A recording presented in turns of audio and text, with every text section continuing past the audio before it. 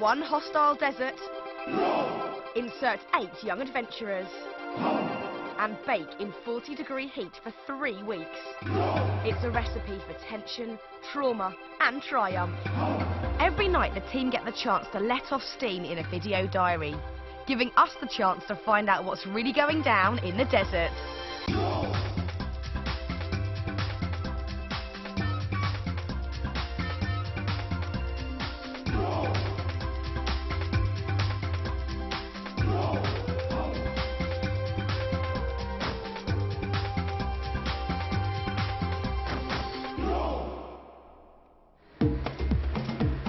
The Serious Desert team have journeyed halfway round the world to the southern African country of Namibia.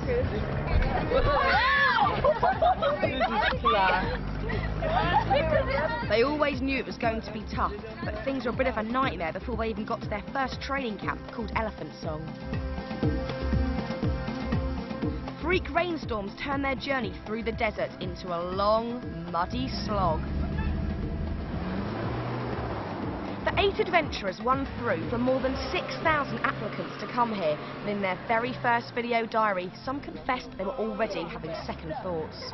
Hi, today's my first video diary and I'm absolutely knackered.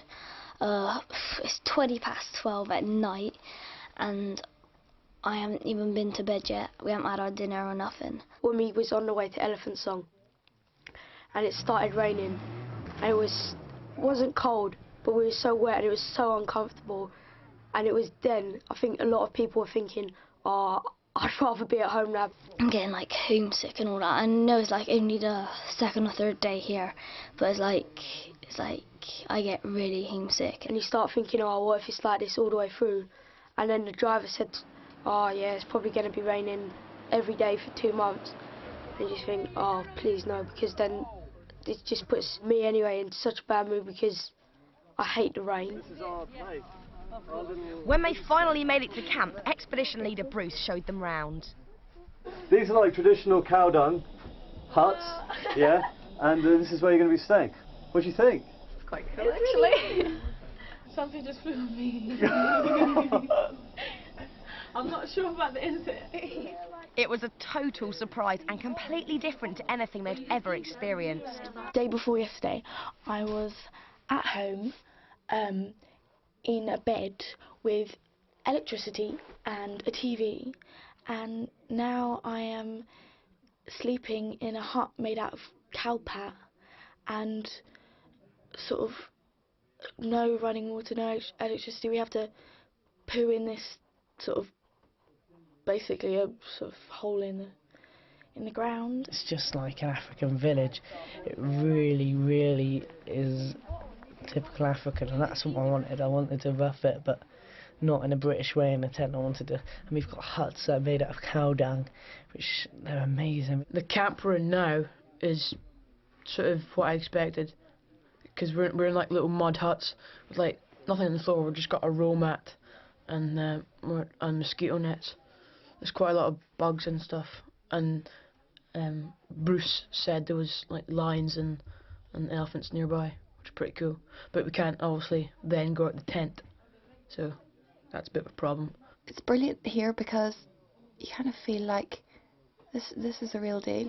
You know, you're not going into a wee zoo or safari park. You know, we're here in Africa seeing them. You know, we're in their home. It's brilliant. It's really good. Now they're saying that there's lions in the area, so I'm a bit scared that I end up sleepwalking. I think that's a bit worrying. Only the night before, Perry sleepwalked in the hotel. Well, went sleepwalking, picked up my blanket, put it down underneath the door, opened the cupboard, opened the bathroom door and went back to sleep. Like, when I woke up I was like freezing and all the doors were open and my quilt was on the other side of the room. Is this going to get locked? Suddenly everyone's... No, there's no need for it to get locked, mate. Apart from Perry wandering off into the night. No, you won't. No, we're cool. We're cool. Come here, lion.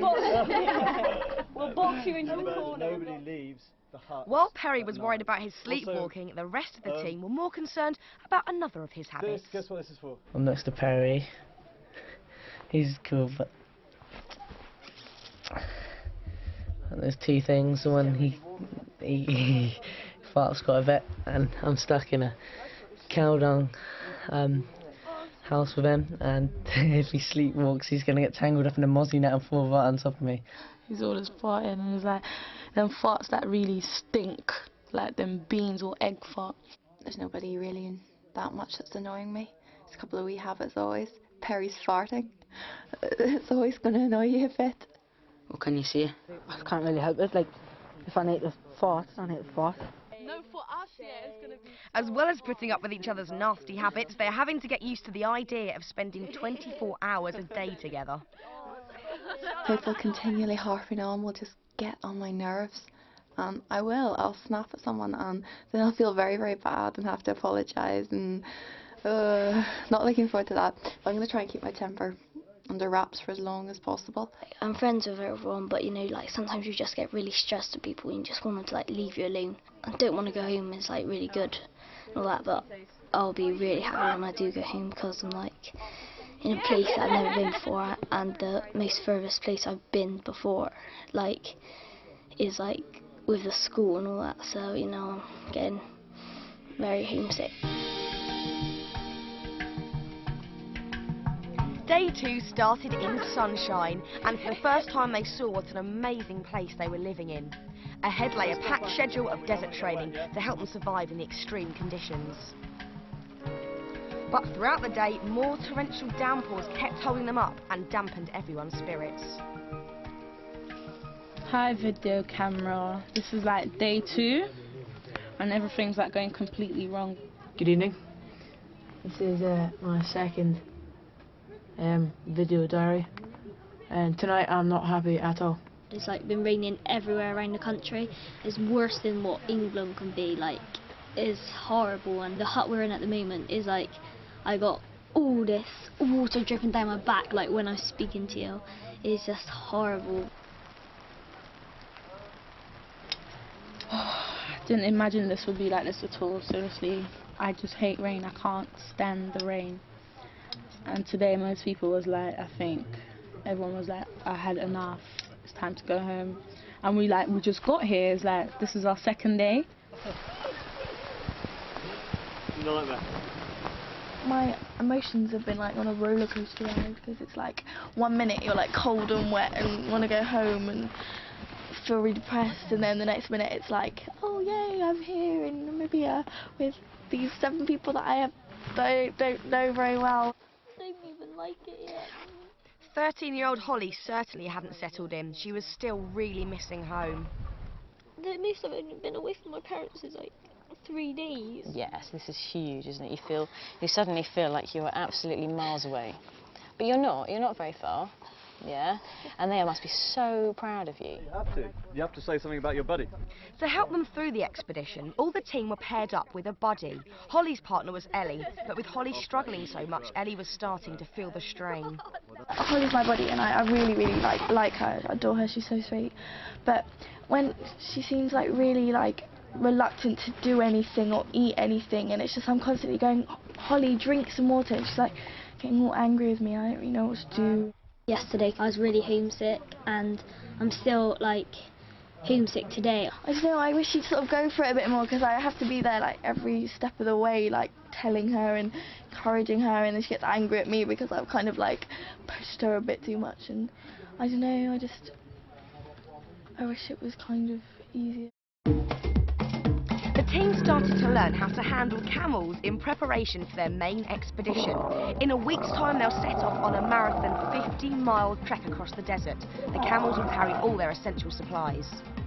Just don't open your mouth while I'm doing this, yeah? Bless you. This way. That's it, yeah, that's it, right over the head, that's it, mind your eyes. We were introduced to our camels and that, and they stink. And we've got to kind of feed them and stuff like that. I didn't think they'd be that tall, like, but a bit scary.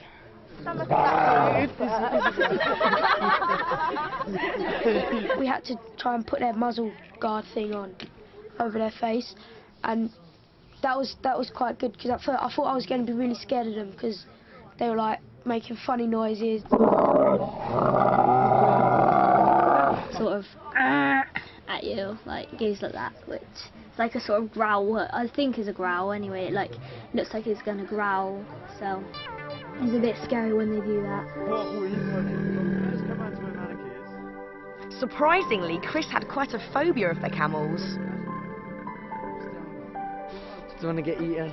It took me a while actually to get to know these camels, and I was pretty scared at first because they were all in a clump and we had to go in and put a muzzle over them, and they got quite big teeth and they go "Wah," and open their mouths. Yeah, they've got a bit of a bad temper every now and then, but I promise you, if you do what we say and listen to these guys, you'll be fine. The first one I tried, when I went in, he goes "Bleh," and just burps at me and growled, so I was a bit nervous. There you go. Yeah, you've done it. No. I liked him. I like this one. I like this. While Chris got over his fear, Promise found they had some disgusting habits. Go on, turn around. One spat in my face, that was disgusting, and I can't even have a shower. I just feel so dirty. I feel so dirty. Dirtier than Christina Aguilera's video. I've got sand like everywhere, and I mean everywhere, and I've got water dripping down. It's so yucky.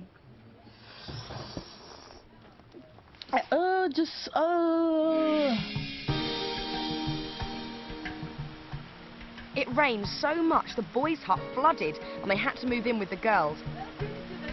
But 4 boys and 4 girls packed into one mud hut didn't make for happy campers.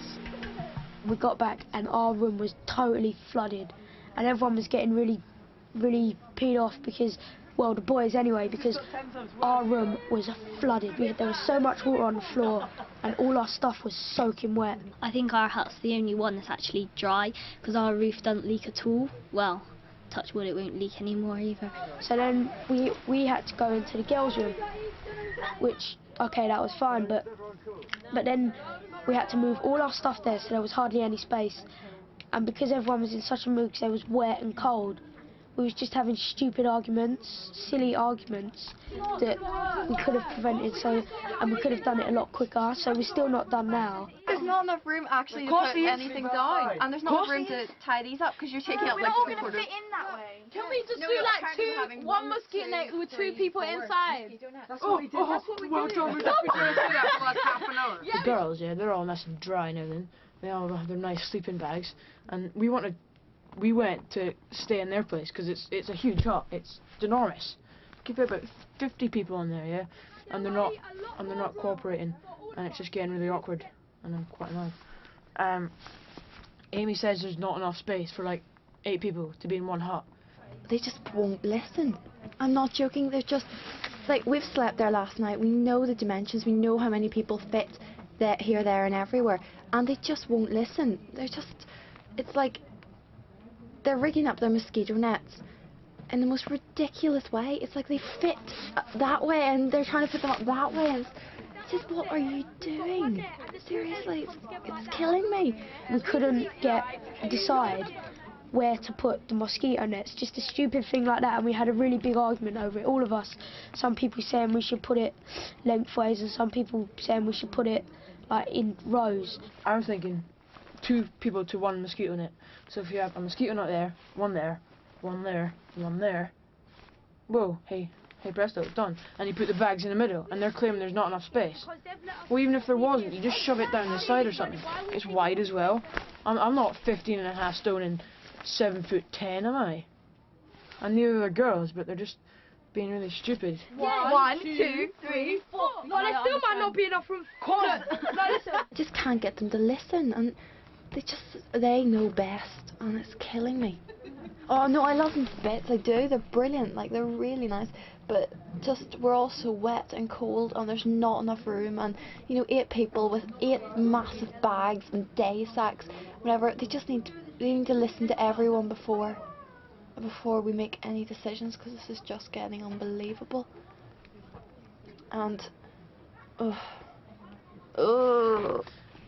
Okay, the rain was nice for the first day, a bit of drizzle, because I was really hot, but now it's just getting stupid. Even the local folk haven't seen this much rain in ages, and it's even leaking through now. Really not happy, as you could probably tell. I'm going to go to bed now because I'm really... Well, no, actually I'm not. I'm going to have to go and fight with all of the boys for a bit longer about where we're going to sleep, and we'd probably end up sleeping, you know, in the bush somewhere. Anyway, night. It certainly didn't turn out to be a good night for David. He had a stinking headache and wasn't impressed with the rest of the gangs carrying on. Guys, can you keep it down, yeah? Got a really, really bad headache, yeah? I've really had enough of this. My head is thumping. Oh, I'm crap at this. Just shut up. That's the honest truth. Harry, how many farts have you done tonight? But the night was a long and noisy one and caused quite a bust-up between the boys. Last night was not very nice. Made the mistake of sleeping right next to Perry. So, first of all, we kept just talking all night and making just ourselves laugh and no one else, and everyone was getting really upset with us. They wouldn't be quiet and I could not get to sleep. I was getting really angry with them. It's like, I've got a bad head. If you didn't shut up in 20 seconds, I'm going to have to bruise all. And that was practically the exact words he said. I think I was a bit annoyed with that. He was saying you've got to shut up, because he wanted us to shut up. I didn't really want to shut up. I was having a good time with Martin, laughing and carrying on, and he didn't like it. I felt really bad the next morning because I was shouting at them and everything. And I felt bad for the whole morning. Perry was still worried about his own sleeping patterns. I'm starting to sleepwalk a lot, which is starting to be a real problem. Last night, I was halfway up my mosquito net, and I didn't know how I got out my mosquito net. We're out, and then Martin had to wake us up, just as I was getting out the door. So that's really getting a problem, because if I'm walking out the door, I could just wander off anywhere when everyone's asleep. On the main expedition, the team will be trekking for around 8 hours a day in temperatures of 40 degrees, over 100 Fahrenheit, and they'll be camping in the wild. As part of their training, the expedition leaders took them on a short trek to sleep out for the night. The walk wasn't much more than an hour, but everyone thought it was horrendously hard going. Yes, is it? Hot, wasn't it? A little taster of what trekking in the desert's like. The trek to get here was so hard. I was like, I can't believe I cried. It was just so sore, and my feet were just getting all blistered, and the bag was just so heavy, and it wasn't really heavy, but I'm just not used to carrying this sort of stuff. We kind of chose to go out when it was the hottest part of the day, and the sun had just drained all the energy from everyone, so it was me in particular, and I walked slow anyway, and I was getting stuck behind everyone, and I was always, even though if I started at the front, I got to the back, and it was so hot that I was so hot and sticky that it was really hard to move. We walked across and I couldn't do it at all. It just, it hurt. Oh, mosquito. Sorry. My legs really just ached, and I was really thirsty, and I really didn't feel good. The worst part was when we went for that walk, that was killing. Bruce said we only walked 4 kilometers, but it felt like miles, and that's how much we have to do when we're at the desert, which is going to be really hard. I'm really looking forward to this big expedition we have at the end, the one to the Skeleton Coast, but what we're meant to be walking, 15 kilometers a day. It was only 4 kilometers to get here, and it killed most of us. So I don't know how we're going to do it. I just don't know how, really. I'm quite worried about that, actually. The one thing I'm not looking forward to, which I really was looking forward to, is the trek for the whole week. I have to do about 10 miles a day, and in the weather, I don't know if we'll be able to make it, because it's boiling hot. You seriously, it's so hard. You feel like you've got to carry on, but when you're going, it's because it's so hard, you're having tears, because it's the most hardest thing I've done in my life. The team made their camp by a sand dune. It was an amazing location, but right in the heart of wild animals territory, so doing video diaries felt a bit spooky. I'm a bit worried about in case any animals are coming, because I'm all on my own here. I'm not in a room or anything. I'm just actually in the wild, and I ain't got anyone by me, so I'm a bit worried at the moment. I hear something. Hello? Who is that? It's really scary. It's like, I know them lot are just down there, but it's really scary. You might think that something can just come down behind you. We haven't actually seen any animals, but it's like, it's really scary because like Bruce said that you might not see them, but they're actually watching you. And it's really, really weird. There's something there.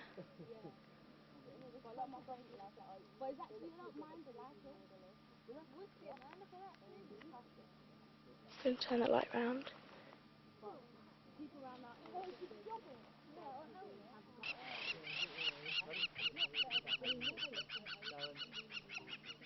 Okay, what is that? Matt! Matt! Matt! Matt! It's not funny! What is it? What's wrong? I don't know, something just walked like straight past me. It's a little bit freaky. I nearly had a heart attack. No, I'm going now. After a quick investigation, it turned out the wild animal that spooked Ellie was actually one of the Serious Desert production team. Ed is the cameraman, or some producer guy, sound guy, and he just walked past, and he didn't say hello when I said, "Who's there?" You just heard me. And I thought it was a lion, because it was kind of a growling, walking sound. So it's his fault that I've wasted all this tape. So yes. That's really embarrassing. I was so scared. You saw me. I was so scared. It was an incredibly tough and traumatic few days for the team, but once their desert camp was set up, they began to realise they were spending the night in a very special place, and even Holly started to enjoy the experience. I'm feeling a lot better than I have done for ages, because I've been feeling homesick, and it's not exactly been the best sort of couple of days being here, but tonight has been really good. Today's been a really, really wicked day. I am so happy at the moment. Well, how long that's going to last, I have no idea. I just feel, it's so amazing here. It's like sand and sky and stars and the moon and cliffs, and it's so cool. Today's been one of my best day here. Actually, it's been my best day here because it hasn't rained and we're just like sitting down looking up at the skies, and it just looks tough. There's a full moon out, so it's absolutely bright, and you can see all the stars here. It's just amazing here today. I'm really enjoying it actually. Before, on the video diary, I was thinking of saying like, no, I didn't really like it because I just wasn't enjoying it. I was getting really homesick and I was feeling ill. But now, yeah, tonight has been the best night, like best night we've had, and it's really good. It's really fun. So 3 days into the trip and finally everyone's happy and settled in. But if they think it's been hard going so far, they're in for a big shock. Things are going to get a whole lot dirtier in the desert. But like not being in control of the situation. We're not brain dead, you know, you're not the big action man, get over it. I just felt so dirty, I broke down today. I've only had a shower once since I've been here, and it's like my 5th day or whatever, so I seriously stink.